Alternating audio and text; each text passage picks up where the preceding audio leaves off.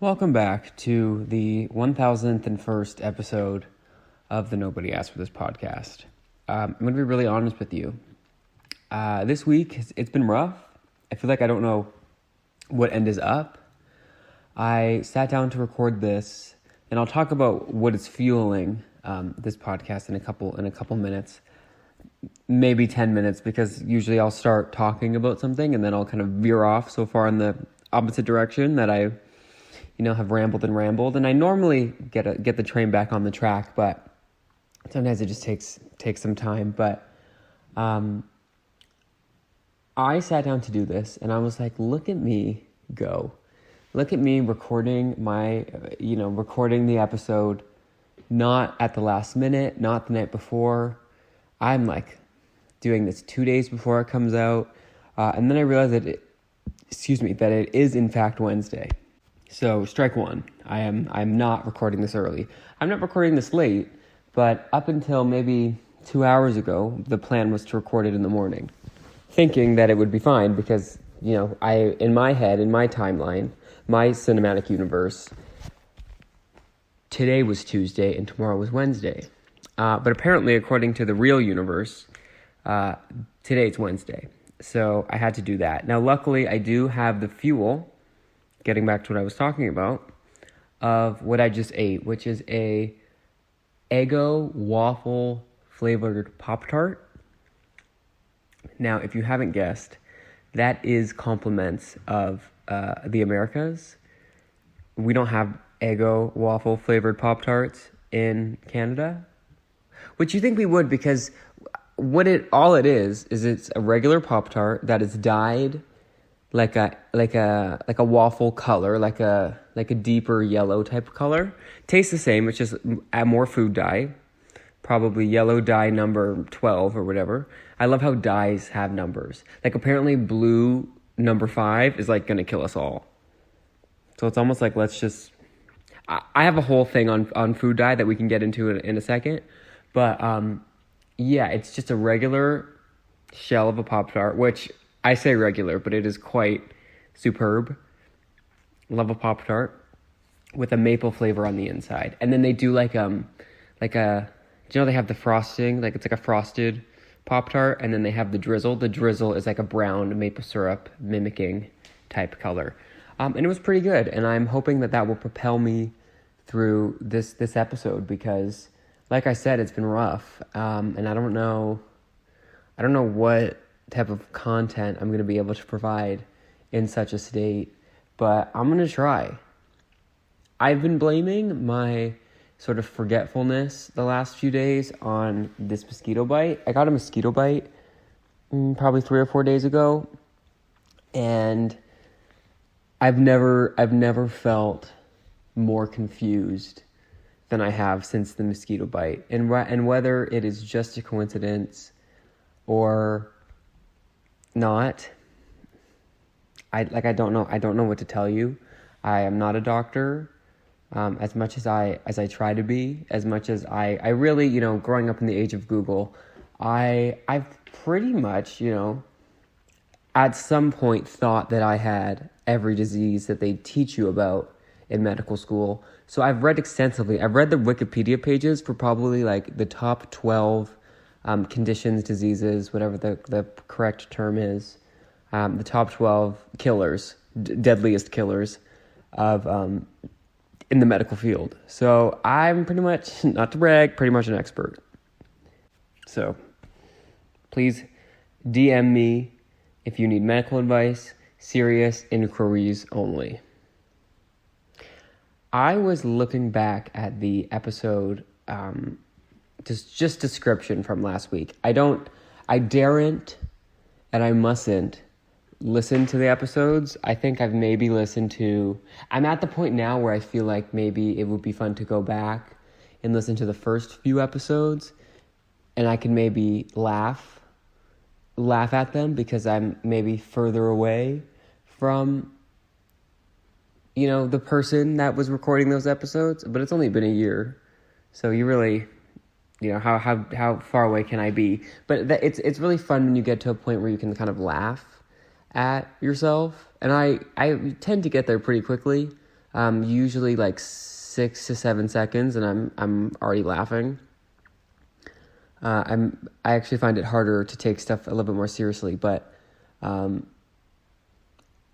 what I meant to say was I read the description of the episode last week and thought that it was an episode from like months ago. So that's how long of a week it's been. I really don't have an explanation as to why it's been such a long week. I feel like I am, hinting, alluding to something greater, to something happening, out yonder that I'm not talking about. That is actually not the case. I'm telling you, it's the mosquito bite. These mosquitoes are out to get us. It's the mosquito bite and the sun. I feel like I was talking about how last week, like what doesn't make sense about the climate in which I exist in. Last week, I was making soup in a hoodie, acting as if it was the middle of November. And now this week, I was sitting in a car sweating in a t-shirt. I don't know what to make of that. I also just have to be really honest in this moment. When a couple sentences back, started the sentence about, last Wednesday I was making soup, I did take a bathroom break and then come back and finish that sentence and said, this Wednesday I was in the car sweating, that part. I don't know why I feel the need to just be honest about that. It just feels more authentic of me. I'm nothing if not authentic to my brand, to just be honest. I used to do a whole segment called Gupdate. For those of you that didn't make the connection, it was a gut update. I haven't done it in a while. I do it periodically if something is granted, just because I really felt like, it's not fair to put that much pressure on your gut to have a noteworthy, podcastable, worthy update every week. Like it set a gut standard that it was not fair to put on my gut. So for whatever reason, I really wanted to share that. So, and if that's not your thing, I totally understand. I won't go into detail about the break that I just took. But I just had to be honest about it. So please don't leave me any hate comments. I mean, the reality of the situation is I would be so lucky to get a hate comment. That would mean that A, someone was listening, and B, someone was commenting. This is actually perfect timing for our weekly reminder to anyone that might be stumbling upon this, thinking, what the hell is this? Why is this person talking like they have 800 million listeners? Trust me, I know. I see the numbers, I see the stats. Believe it or not, I only do this alone. So like I upload the podcast myself and I can see the last week's, statistics, and they're abysmal. They've always been like low, and for some reason they're getting lower. I think it's because I've stopped listening altogether. But I've never had more fun doing the podcast than I have the last couple months. So, I mean, there's really no reason to stop. So I'm going to keep going. I'm going to continue speaking as if there are millions listening. And just know that I know that. I was thinking about the other day, like, I still to this day don't post anything anywhere. Like, I would feel weird to put up a picture on Instagram, even though that's like normal. Like I'd feel like, oh, who cares about me? But then, and I don't think that about other people. Like when I see other people post stuff, I'm like, oh, that's nice. But for me, I would feel weird being like, who cares about me? And then I had to have my come to Jesus moment and be like, oh, I record half-hour long voice memos that I record on my phone in my basement on a beanbag chair and then post them to the internet every week, and have done so for over a year with no sign of stopping. And for some reason, that's not as sad to me. I don't feel weird about that. I feel like I should, but I don't. And it's because I think because of that weekly reminder that I always say, like, I know no one's listening. Like, I'm literally doing this for fun. And if anyone at any point decides that they would like to financially compensate me for the work that I do, I am ready to give my direct deposit. I mean that in a literal sense. I had to give it a couple weeks ago, so like I know off the top of my head the account number, the transit number, the branch number. Like I could give you that information quite easily. I'll double check and make sure that it's a legitimate source in which is being the receiver of this information. I'm not just going to give it to a rando. But yeah, if anyone would like to pay me for this, actually, I do get something out of this. I always say I don't, but other than the creative fulfillment, the space to get out my thinking. Sometimes you have thoughts that aren't for people to hear. So as opposed to saying them to someone in person, I just say them to like everybody, but then also nobody, because nobody asked for this. But I do get something out of this. The day after the first episode premiered, the day after I clicked submit on the first episode for no one to listen to. Actually, I think a few people did listen to that. That was probably the only episode that like people that weren't me or related to me listened to, I think. Like we got maybe like my second ring of people around me to listen to it, which was nice and I appreciate. And I mean, if I've said it once, I've said it 500 times. We did break the top 200 of the comedy podcast charts in Finland. And the day that happened, I actually not subscribed. I made an account on a website where you can apply to read advanced digital copies of books that are coming out. And like they're actual books. It's not just like, like cookbooks or whatever. Like it's an actual, like a book that you could go to the bookstore, which I have an anecdote about the bookstore. A book that you could go to the bookstore and like find in the newly released section, like the front bench thing.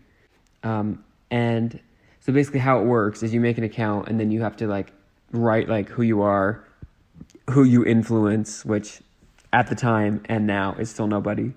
And I was honest about that in my application. I said, listen, I have no listeners.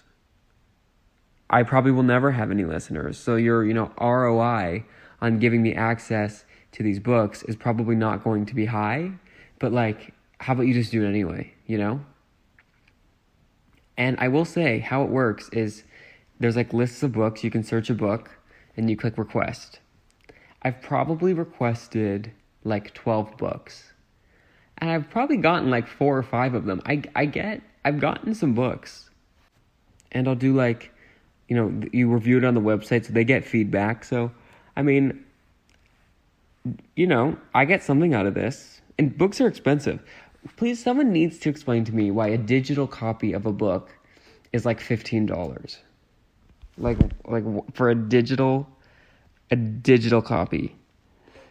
Like, shouldn't it be like 2? Like, how much does it take the Amazon bookstore, Kindle, whatever, Apple Books? I'm calling you all out by name. How much money does it take for you to make a digital copy? Is it not just copy paste? Or like the library, them having a limited number of digital copies. I understand, kind of, from like a business point, why you can't just have 1 million. But then I also think, like, why can't you just have 1 million copies? Like, it's like copy paste, just like it's not like we're running out of paper here, which I think the world is actually on a paper shortage, which would affect the sales of like hardcover books, which that I understand. What's with these limited digital copies? And I have to say, I did the other day get approved for a book that I would have said the name, given maybe a review of, but not to brag, it's not out yet. And I also didn't love it. I am weird with books because I have an extremely low bar to like something, but an extremely high bar kind of to love something. Like if I watch a movie, a TV show, read a book, like I will probably like it. There's not much that I don't like. But will I love it? Probably not. And I'm sure you can analyze that, and I'm sure that says a lot about me as a person, and maybe psychologically, not socioeconomic. What's it's like psychology, but sociology, sociologically, anthropologically, Abercrombie. But yeah, I've been enjoying reading these days. But yeah, I might do a review of the book that I read when it comes out. But I didn't like some of these books. I'll be reading reviews, and it's like this book that twists threw me for a loop. It was like a page turner. I was thrilled, and then I'll read it, and I'm like bored. But not bored enough to stop reading. But like, I'm just like, I'll be confused. I'll be like, huh? Like, I think I'm too. It's an insult to me. I think I'm too stupid for these books. I also don't like to skim when I'm reading, but sometimes it happens naturally. So I have to go back and like read 3 extra pages. I also, for whatever reason, when I'm reading like a physical book, every time a chapter starts, I like flip through the pages to see if it's like a long chapter or a short chapter, how many pages I have left. So I hardly ever read while forgetting that I'm reading. That's how you know it's a good book. If you forgot that you're reading and you're just, like flipping, reading a page turner. So if anyone has any recommendations for page turners, let me know. If it's if the page just like you can hear the crinkle of the paper, I want nothing to do with it. And then I did something kind of sad. Maybe 3 years ago when I started reading, I was in a time where like I was obsessing over something every few months, and for whatever reason I decided that the obsession of the quarter was going to be reading, so I just like bought a bunch of books. And then throughout the next 2 years, slowly read all of those books. And then I bought like a smaller group of books, and then over the past year have been reading those. And I finally got to a point where I had one book left. Just one book that I had to read to have read every book that I bought. And since then, I think I've bought like 5 or 6 more books. So this might take me a while. There was one moment in time where I had read every book that I had bought, and it was glorious. Sorry, not every book that I bought. I bought several books for school, never read any of them. Specifically, 1984 by, is it 1948 or 1984? No, yeah, 1984. It's a famous book. I'm sure you know it. I can't remember what the author's name was. I think the trick with that book was it was written in 1948, and it was the guy the author imagining what 1984 would look like.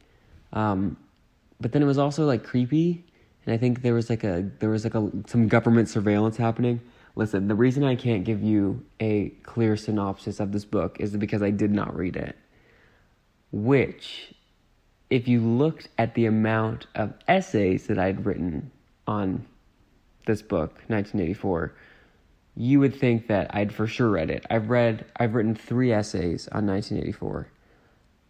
All different subjects. I'm sure I used the exact same quotes because, why look for new quotes in a book you haven't read when you can just use the same quotes. But yes, I have not read it. I had to do 1 high school paper and then 2 university papers on this book. I tried to watch the movie, even that was bad. It was dry. I was also not in a time where I was reading practically anything. Like, I think now, if I was in a class where the reading material was novels, like I probably would read the books and would look forward to reading the books, just because I do read like in my free time now more than I ever have.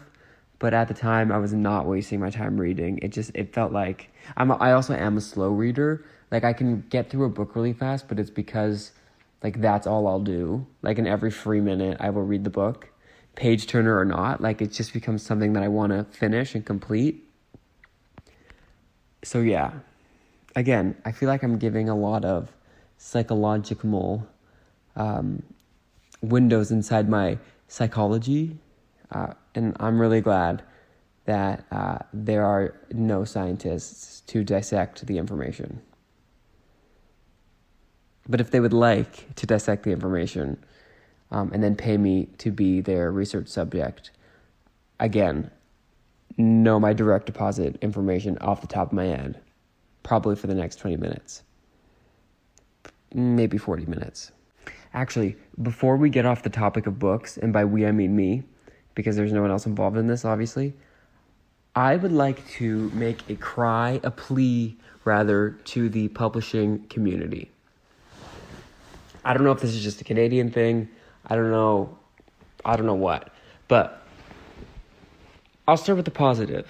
Something that I like about books in Canada is that it is fairly common practice, I shall say, for books to first come out in the paperback right away. I think it used to be, and still is in most countries, like you get the hardcover, like it feels like a piece of wood. You know what a hardcover book is. But I feel like some people say hardcover and just mean like a physical copy, but like the actual, like the hardcover of the book. And then a while later, like the paperback will come out. For whatever reason, someone decided that Canadians are poor and we're going to give them the paperback first. That I enjoy. It's cheaper. You can normally find like a paperback new book for like under $20 on Amazon. Brilliant. I love that. No notes. Don't change a thing. What I do have a note on and would like immediate cease of this practice is when the pages of the books, when you flip them to the side, look like choppy. I don't even know what the word is. They're like not smooth. They're like jagged edges. We need to stop doing that. I don't know if it's like a cost thing. Like, is it cheaper paper? I have heard that the world is like running out of paper and we don't know how to fix that problem, which, okay, I totally get it.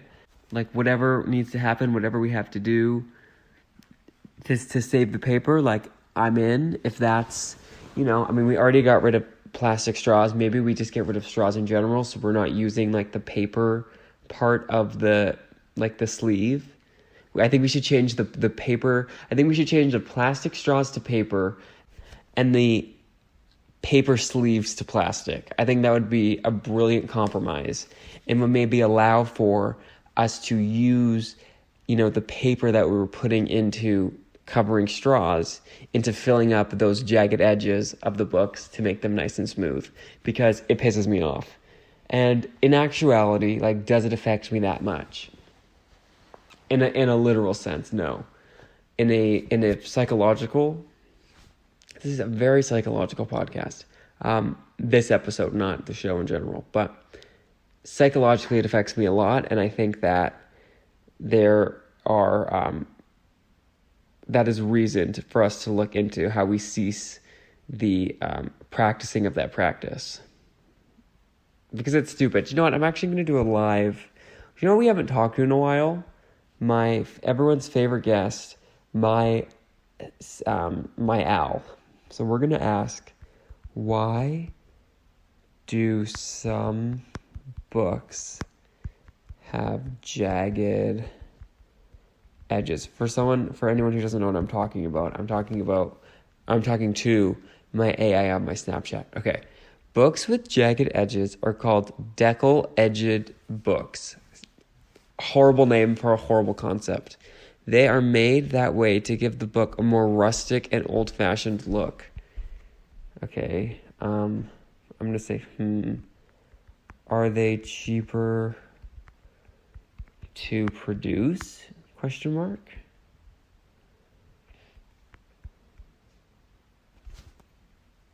Deckle-edged books are not necessarily cheaper to produce than regular books. The main reason for the deckle edge is to give the book a unique look and feel. Okay, can they stop making these types of books? I'm going to ask. Maybe we have a connection to like Simon and/or Schuster.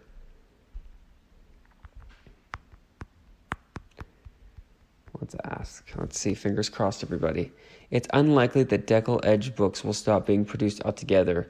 They are still a popular choice for publishers and readers who appreciate the unique look and feel of a deckled edge. I'm going to say that sucks. That's too bad then. See if we can get some sympathy here. I understand that everyone has different preferences when it comes to books. Ain't that the truth? If you prefer books without deckled edge, there are still plenty of options available to you, so don't worry. And it's a link to Amazon. Okay, that's cool. I guess. Jeff is definitely behind this propaganda. How are we feeling about AI? Are we scared of it? Because I kind of am. I really think like the technology we have now is like perfect. Like I'm sure back 100 years ago when like all they had was like a light switch and a prayer, they were like, I think we could do a little bit more here. Like we could probably make a dishwasher. We could probably, popularize these things that we can use with the 4 wheels and a steering wheel to get places faster. They probably thought, what, we could probably make these like tubes that we could fly in the air with wings to get to, Europe a bit faster, not via boat. Like I understand the drive that propelled people through the various Renaissance, the various, modernity, technology, revolutions, or whatever the correct word is. I took one history class in university, and it was on modernity. And like, what is it called? Is it called the Renaissance? The technology, whatever. You know what I'm saying? The uprising, not the uprising, the popularization, the Industrial Revolution. That was the word I was looking for. I totally get like the motivation behind the past advancements in technology, but I actually think like we're good. Like I think we can stop. I think everything is as fast as it needs to be. I think, the cars having the capability to drive themselves, but not necessarily the approval from our governments to let them drive themselves. I like that. I like having the option if we decide to do that one day. But like, I think we need to stop that. I think Google is perfect. I don't think we need to be talking directly to robots who are like forming personalities and like, to be quite honest, like back talking. Okay, Snapchat Al, you've been back talking a little bit. And in some ways I respect it. In some ways I think like you work for me. You know what I'm saying? But whatever. Again, I will respect my Snapchat Al, and anytime I, get frustrated with it, I do send it a sorry text. I have apologized to AI. So, sue me. I don't know what we're supposed to do with that, but I think we need to stop. Like, we don't need to be sending any more people to space. I think if you're buying a recreational ticket to space, you have too much money. Like, I think honestly, some charities should disguise themselves as like, we're going to take you to space companies, and then they take the money, the however many thousands, millions of dollars per ticket, and then donate it back to the charity, and then just say, oh, sorry, your rocket to space got canceled, and there's, no reimbursement. Sorry, oops. And the billionaires will be fine, I promise. The charities will be a lot better, and then everyone will keep their feet on Earth like the good Lord intended. We do not need to be going to space, and we for sure don't have to be going to space for 30 seconds and then coming back. Like, huh? I would like to speak to the person whose idea that was. Like, you can buy thousands of dollars a ticket, an opportunity to like shoot up into space and then come right back down. Like, for what? To say that you went to space? If you are one of those people that are going to pay to do that, I am giving you permission, me, a purveyor of the truth and authenticity, I'm giving you permission to lie and say that you did it. Don't do it. Save your money. invested into offshore accounts in the Caymans. I don't care. I won't say anything. Lie. Say, you know what? I've hit space? I'm into space. Are you kidding? Martians? Yeah. I know Martians. Lie. Perfect. I'll believe you. Even if I don't believe you, I'm not going to say anything. But like, we don't need to be quite literally wasting time in space. We need to be physically and spiritually, emotionally grounded. We need to be humbled, and we all just need to, like, you know, go have an ice cream sundae and just chill. Speaking of chill and ice cream sundaes, I tried from everyone's favorite chain restaurant the new dessert item, which was a caramel popcorn McFlurry. It was interesting. It was ice cream with caramel popcorn in it and like maybe some chocolate sauce. And it was also the first McFlurry that I've been given without that special spoon. You know, the spoon with a hole in it where they mix it? They just gave me a regular spoon, and it was also the first McFlurry that was the least mixed McFlurry that I'd ever had. So I'm still giving it a 10 out of 10. It was ice cream and popcorn and caramel popcorn, which you can't go bad with that. But like, I was just a little bit confused as to the process of, you know, the McFlurrying, because normally, as I said, you would get the mixy spoon, and there was no mixy spoon. It was to be honest, it was a wooden spoon for the climate. I would love to see, and I'm not saying that they haven't, but I would love to see like the chart of how paper straws have helped, like the climate crisis. And I'm not even kidding. Like, I like a paper straw. I have no problem with the paper straw. Every once in a while, I'll be in a Starbucks and I'll just miss the days of the plastic green straw with the lid. Like, I just miss that.